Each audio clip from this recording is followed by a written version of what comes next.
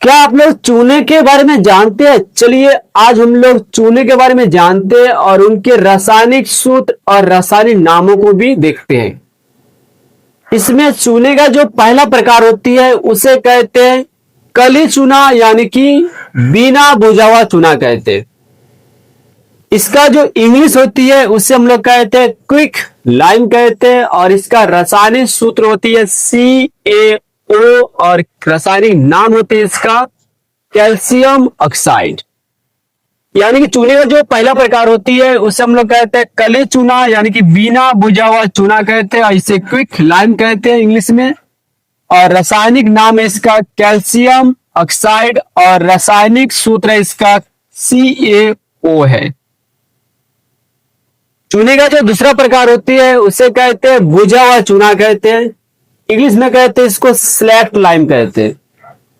इसका जो रासायनिक सूत्र होती है वह CaOH का होल टू आई होती है, और इसका रासायनिक नाम जो होती है वो कैल्शियम हाइड्रोक्साइड होती है।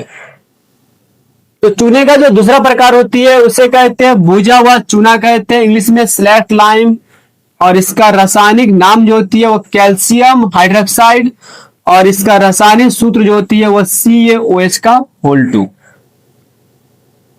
उसके बाद चूने का जो तीसरा प्रकार होती है जिसे हम लोग कहते हैं चूना पत्थर या खरिया कहते हैं, इसे इंग्लिश में कहते हैं लाइमस्टोन यानी कि चौक कहते हैं, और इसका जो रासायनिक सूत्र होती है वह CaCO3, यानी कि रासायनिक नाम है इसका कैल्शियम कार्बोनेट।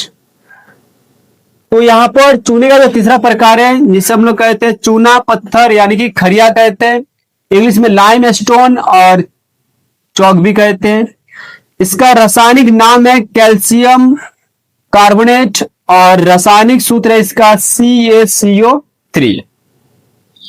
तो यहां पर जो चूने का कुछ प्रकार और उसका रासायनिक नाम और रासायनिक सूत्र है ये बहुत महत्वपूर्ण है। इसे आप लोग बहुत अच्छे से याद रखिए, क्योंकि ये एग्जाम में श्योर आता है इसमें से। और अपने पढ़ाई को बहुत अच्छे से कीजिए, क्योंकि हर कोई आपका रिजल्ट के पीछे ही है। आपका रिजल्ट कैसा आएगा ये सब किसी को इंतजार है। अगर आपका रिजल्ट खराब आ गया तो आप हर कोई सोचेगा कि आप अच्छा से पढ़ाई नहीं किए। अगर आपका रिजल्ट अच्छा आया तो हर कोई आपका तारीफ करेगा। तो आप ये डिसाइड कीजिए कि आपका बुराई सुनना है कि आपका तारीफ सुनना है। अगर तारीफ सुनना है तो उसके लिए बहुत मेहनत करना पड़ेगा, और आप लोग अपना पूरा मेहनत और पूरा फोकस पढ़ाई में ही रखिए, ताकि नंबर बहुत अच्छा आए और हर कोई आपका तारीफ करे। धन्यवाद।